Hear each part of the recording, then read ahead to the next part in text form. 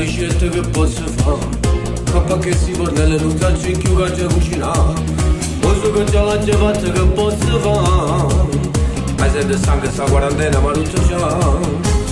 Cucina che sa che la ma che sta spese fermo già. Sì che se vedemi senza Nutella non sa ne sa. Ma senza permesso non va capitiamo. Si mi fermano a me, può andare da sta.